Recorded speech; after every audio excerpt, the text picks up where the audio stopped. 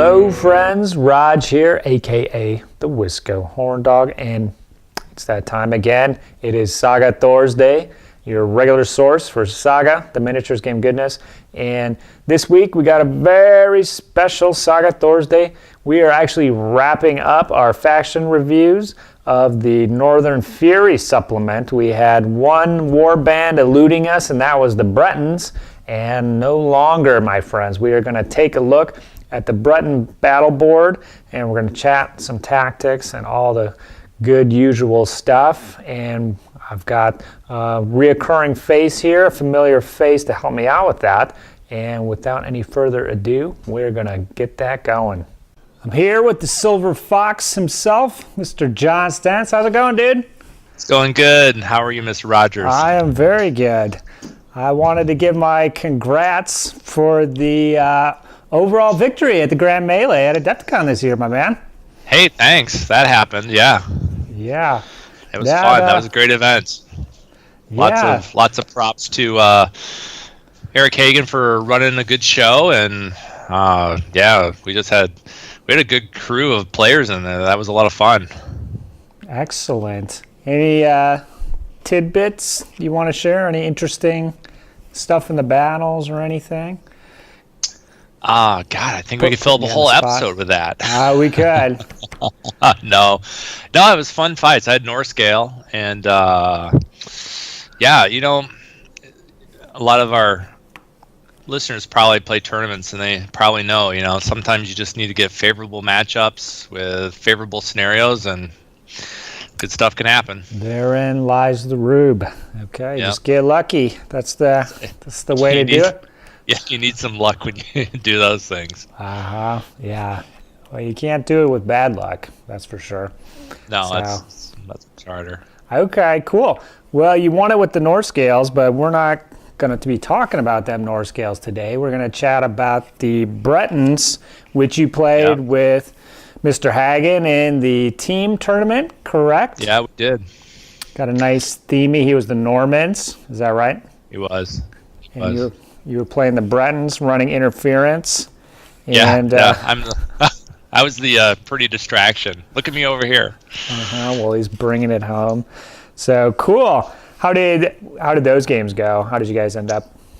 We ended up with 2 wins and a loss, and it's funny to us because we've been partnered 3 years now in a row, and each year we run into the dynamic duo of Mr. Kevin Bruins and Mr. Mike Gerald. Okay. And every year they beat us, and it's been us with different war bands, them with different war bands. It just turns out they are the rock to our scissors. I guess so. They just got what it takes to take you guys down.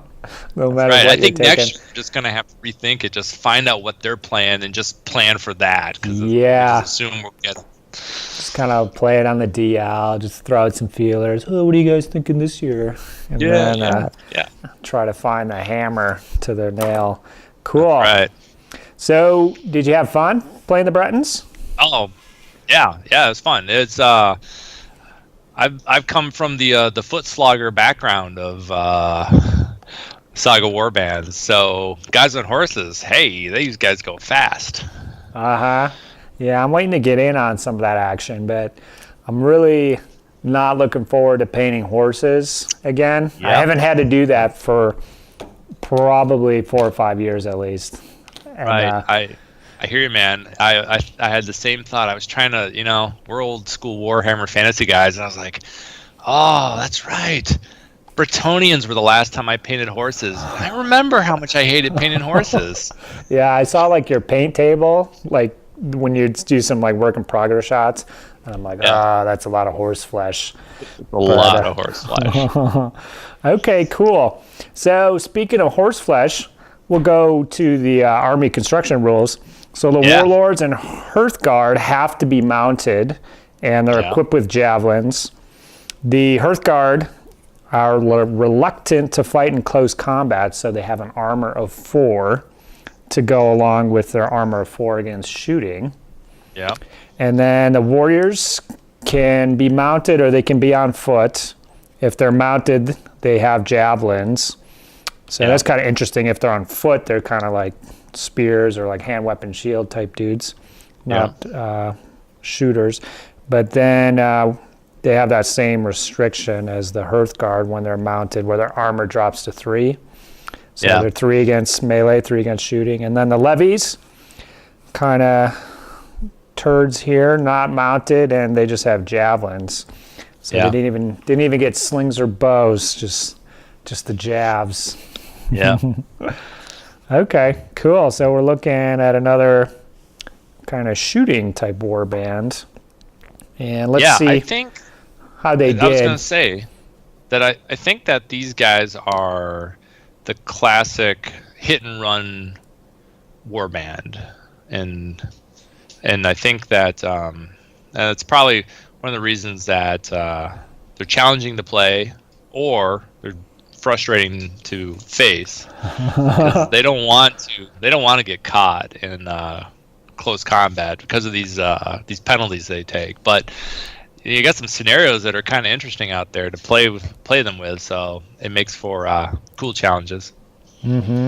Yeah, definitely. And we kind of, we looked at the Welsh, and they were kind of like the first iteration of the hit and run warband.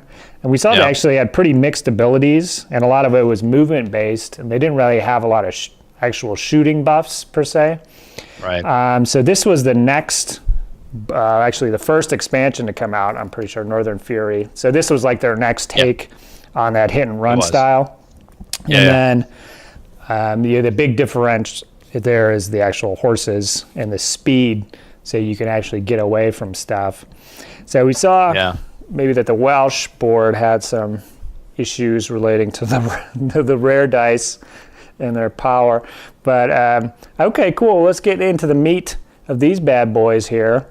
And starting along that left-hand side, it's looking pretty standard there.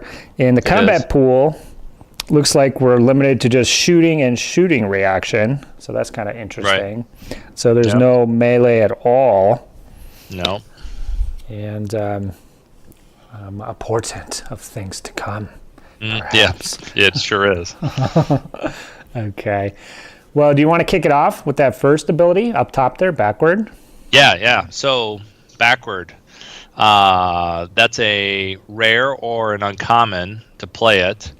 And it says, discard this die. If you have no foot units engaged in this melee, the melee ends immediately. Your units must immediately make a disengagement move. So there you have the, oh gosh, I got caught by you, but hey, I'm out of here. So we're not going to actually fight this melee. And we'll see, kind of as we look at some other ones, how you can make some interesting combinations of abilities to get some mileage out of this particular one, other than I'm just getting out of here. Okay, cool. Yeah, that one looks really good. Uncommon and a rare, I think, is a fair price for that. Yeah. You have to do a disengagement move, so it's not the full, like, going to be 12 inches. It'll just be that 4 inches, correct? Right. So not too shabby. You kind of set up where if they can kind of plan for it, they can maybe just power through that one and do a double thing to really go after them. So there's that particular weakness. But that's pretty groovy there. So, melee immediately ends. So, yeah, I'm liking that one there. Yeah, so what's also really interesting about this one is when you do get caught, so you're not the attacker, I mean, and your opponent comes in. You got this one sitting on your board, and they're just looking at you like, oh, man. So, because they have to do their step 3 melee reactions or melee abilities first, and deciding, am I going to spend my dice on this? Because we might not even fight this. That's a really good point. Yeah, so it's interesting, especially if there's multiple melees that are happening, and you're like, burn your abilities here, I'm out of here. Don't burn your abilities, maybe I'll stay and fight. So it's an interesting mind game. Yeah, definitely. It's kind of got that almost like Scott's mechanic, where you're just kind of like doing like a tit for tat type thing. So they're more can't really go all in whole hog when they do catch you. Yeah. Because they're not going to be able to really capitalize on it if you're just going to scoot off. So it's kind of got that, like, you got to spread out your damage there piecemeal. So cool. Yeah, that's a really good point. Okay, moving down to the next one, Strong Rain. So this one is also a rare and an uncommon. It says shooting ability, discard this die, remove 1 fatigue from the target unit to decrease his armor by 1. Oh, cool. That's really awesome. Yeah. So normally you cannot use an opponent's fatigue against them when you're shooting at them. They can use your fatigue to weaken you. But that's nice and juicy against those Hearthguard. Take them from 5 to a 4, or even potentially catch out a Warlord, take them from 6 to 5. Especially when we see some of these other shooting abilities and how you can capitalize. Okay, yeah, I'm looking here. I see 1, 2, 3, 4, 5 more shooting abilities. So the Westport just had 1. So I know, right? The Bretons are actually the real shooters. Yeah, well, they got all the movement already in the horses, so they don't need any more movement buffs. They just need the straight up shooting to make it happen here. But okay, cool. I'm liking that one there. That's a cool one. It seems kind of pricey for an uncommon or a rare, actually. I guess I would say maybe not so much, in my opinion, for the uncommon, but I don't know. If you had a spare rare, I guess there might be. Well, when we go through here, there might be some other spots that maybe the rares make more sense. It's you know how it is. It's situational. You got to see what your situation is and what makes the most sense. But yeah, if you like you pointed out, if you can get that time where that fatigue's on that Hearthguard and you want to shoot those guys, and that's a great time to be using those dice for dropping Strong Rain. Oh yeah, baby. Yeah, especially against other cav units, if you can do it, take them from 3 to a 2 or 4 to 3. That's some pretty nice stuff. That can be a little rough for them. Okay, cool. Do you want to do fight? Exclamation point here. There's a couple abilities with exclamation points. I don't recall if I've seen that on other boards with punctuation. I think you're right, because I think it's just because the names, if maybe when they were designing, there's like, all right, so we've only used a single word, so let's accentuate it with an exclamation point. No, yeah, that's a good point. It is a single word. It's like, we got to give it some oomph. Maybe something from the French translation. Was taken for granted. I don't know. No, yeah, they are kind of dialing or phoning it in a little bit. This one's just called fight. There's one called attack, and then backward. They're like, okay, we got the abilities set up. Like, who cares what they're called? Like, we got to get this. We got to send it to the printers tomorrow. Like, what are we gonna do? So. Okay. It does seem like they spend too much time on the other, maybe the Saxon abilities coming up with full names. This is the last board that they were finishing it up. Yeah, that's funny. So fight! Exclamation point. Hey, a melee ability. So this one, will cost you a common and an uncommon. And so with it, you immediately resolve a shooting with one of your units engaged in this melee, targeting one of the enemy units also engaged in this melee. So, basically, at step 3, when it's your go, you interrupt the proceedings and you do a shooting. Hey, we're gonna stop and shoot. And then, it's not implicit here, but in the book or the FAQ, somewhere it actually specifically says, and it's a real shooting, so you can use shooting abilities and go ahead and buff your shooting. Soup it up. Yeah. Wow. So this is one again where I've had some some good mileage out of this one. So here's the for instance, like say you're playing that one particular scenario in CNC.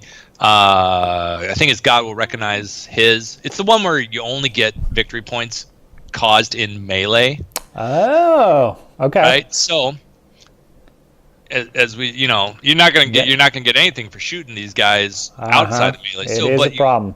You roll in, and you play fight, and you can stack some other shooting abilities, do some shooting, and then hey, play backward. We're out of here. Okay, yeah. I was just gonna say they're melee, so you choose the order when that stuff goes down. So you could actually, on their turn, they go in to melee. You just shoot them, and then you just get out of there. Yeah, it's like the ultimate kick in the nads. Yep. So cool. That's awesome. That's funny. You can use shooting abilities on top of it. That's cool. I like that. Yeah, another little shooting right there. Right. Cool. All right. Well, I'm going to go down to the next one. KADO. 2 words, no exclamation point. No exclamation point. Just a guy that probably existed, I'm assuming here. It is another shooting ability. It's got the flag, which I believe is the rare in this faction, correct? Discard this die. Immediately after this shooting, the target unit takes a number of fatigues equal to half the number of models that were killed by your shooting. So if you kill 1 or 2 guys, they'll take 1 fatigue. If you kill 2 or 3, they would take 2, and so forth. Yeah. So, okay. That one is pretty decent. I think you'll probably end up getting 1 fatigue on them, unless you're a pretty lucky fella. You could get more. Getting three dead guys in a shooting, that doesn't seem to happen too often. But there might be more abilities on this board here that I haven't seen here. And it depends, too, on how you've composed your warband. So this ability gets more mileage when you've got it on a Hearthguard unit. So 8 Hearthguard with 8 shots, and then we'll see later ways to increase their shooting ability as far as their shots and their hits. Or the 12-packer Hearthguard, the Death Star. So with that, then that rare goes along a lot further, because you got a 6-pack of warriors. That's not a great way to spend your rare. No, but 12 Hearthguard, rolling 12 shots. That's 12 decent. shots. Potentially doing some Pretty other decent. stacking here. Okay. Yeah, we'll probably circle back around to that as well with just that warband construction, because I think the Welsh too, maybe these hit and run boards really, in actual gameplay, they're kind of tricky to pull off. But if you use that big Hearthguard pack, you can really maximize the board abilities and kind of leverage what you're working with there better than a lot of these smaller units where you can't really defend or get everybody away. So definitely if you're rolling 12 shots, well worth it.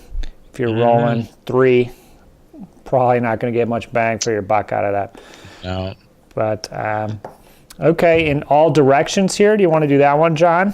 Looks like this all right, so here's the one comments that makes everybody hate Bretons. Okay, I'm ready. Hit me with it here. All right, this one deserves 2 exclamation points. I'll just throw that out there. So this is an orders reaction ability. So it's 2 uncommons. Like one thing we see here as we go through this board is a lot about uncommons. I mean, you're looking for helmets when you roll your dice. Okay. So you got two helmets. Here we go. Activate for a movement all, I stress all, your mounted units. The activating units may not voluntarily end their movement within M of the enemy unit. So, as you're probably seeing here, this is the On your turn, I got up on my turn and shot you a bunch of javelins. Now on your turn, all my units activate because army composition, you do what you do, but Yeah. I bring all mounted guys because why not? Yeah. And you're out of here so we've moved. Well, we're not going to voluntarily be within M of you, but we have an L movement, so maybe we were up around S because of wanting to shoot you with our javelins, and now we're L plus S out of here. So, with orders reaction, you can do this at the end of their battle board. If they haven't built their movement phase quite right, then we had a couple games where people were like, hey, I didn't think about that, so I don't have enough movement to actually go get you. I've wasted my turn, and that's... Sorry. Mm-hmm. Yeah, I mean, that can be tough if you're running a mix of warriors and Hearthguard. You're just going to kind of mix your two dice between those pools, and neither of them are going to be enough necessarily to actually catch these guys. Cool. Yeah, that's awesome. Definitely 12 inches away. That's going to be like a triple for foot sloggers to get in there. Yeah. And then... just that caveat, you can't end within medium, so you can't actually use it to throw any javelins or anything on that move. It's just the pure skedaddle.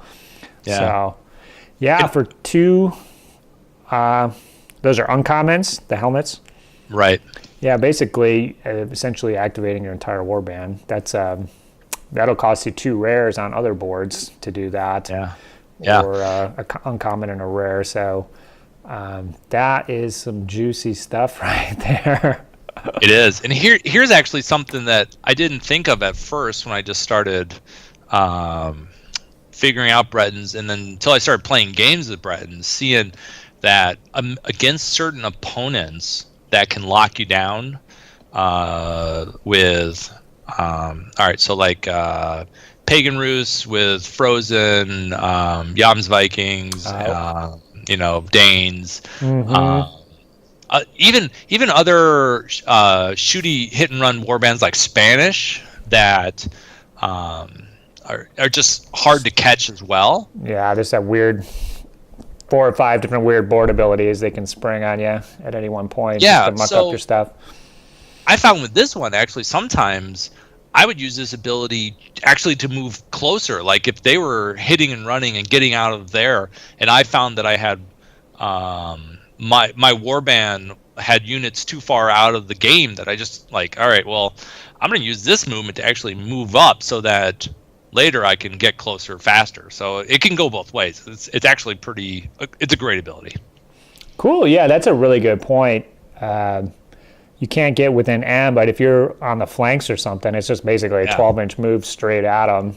So that's a really good point. The other thing I like about this is when you do a hit and run on your turn, you go in, throw, and then when you move out, that's your second activation of the turn. So you're going to generate a fatigue, where if you just wait till their turn to use this ability, basically when you're on your way out, you're not going to activate that second time to get the fatigue.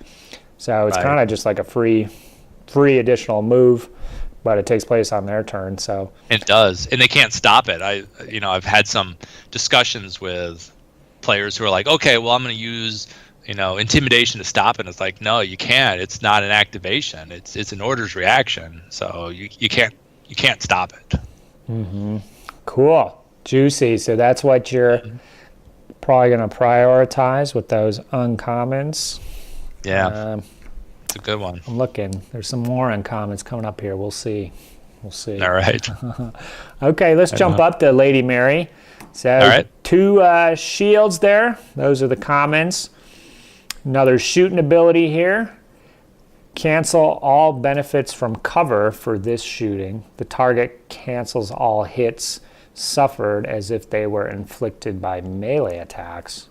Oh, wow. So that's nice and juicy there. So one thing is this is only the second ability I've seen so far that uses uncommon dice, common dice. Right. So you're probably going to have these sitting around anyways, potentially. And then That's badass. So even if they're not in cover, it will have a bonus because they'll block on 5s instead of 4s. Mm-hmm. But if they are in a building, instead of hitting them with a +1 armor and they'll block on 3s, they're going from nothing to blocking on 5s. So cool. Yeah, that's nice there. If you combine that with some strong rain, I think I'm seeing the possibilities here, John. Yeah, that's a good one. That digs those hard units, digs them out of hard terrain and buildings. That's cool. Yeah, I think you're probably going to get a lot of mileage about that one because there's always trees on boards, and they're like, okay, we're up against Cav. Let's get everybody in the woods here. And so that's pretty nice. It is kind of tough shooting at stuff in woods because, like, you can just do a lot of shooting activations and nothing happens. They roll 3+s. Yeah, nothing happens. You can do that all day. So you're going to get at least one good volley here. So I'm liking that. 2 commons. Seems pretty decent to me. Yeah, it's pretty cheap. I mean, you got to have something to use your uncommon die or your common dice on because you've used your uncommons on all the other stuff. You got like, well, what am I going to do with all these things? All these shields, darn it. We'll use that. Yeah, even in there standing out in the open, it's still saving on a 5 is so much better for you, the Breton player, than them saving on a 4. Yeah, I mean, if you're doing 6 hits, you're killing 4 guys instead of 3. So okay, cool. You want to do the next one? Oh, yes. I need proper enunciation here, please. The awesome ones. Attack! Exclamation point. So, all right. So this one seems to me this is the go-to every time. Anytime you've got a plan to do some shooting, I always load a die in here. So you discard, and it's either again a uncommon or a rare. And with it, you gain 3 attack dice if it's an uncommon and 4 attack dice if it is a rare.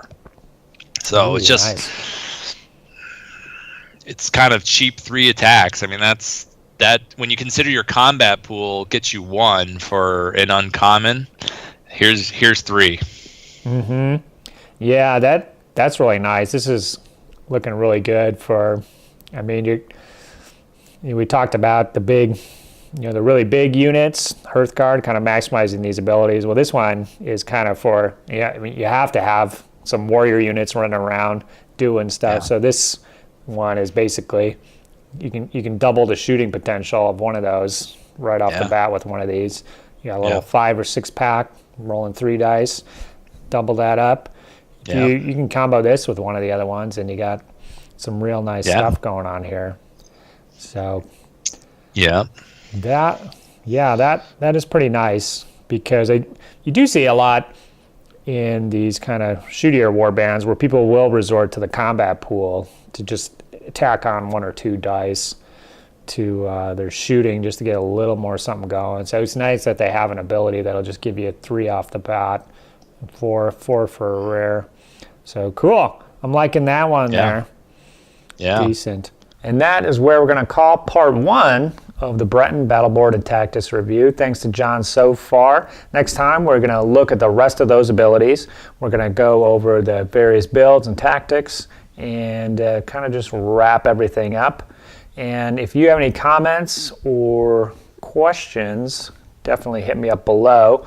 Me and John are just starting the conversation here, so we definitely want to hear from you guys and what you think about what we've been saying so far, especially the playing against or with the Bretons. Doesn't seem to be that popular of a faction, so definitely need more voices out there on this. And thanks to everyone who is with us so far for liking and favoriting this shit and sharing it with their buddies, spreading the word. Saga Thursday wouldn't be what it is without you guys, so definitely appreciate that.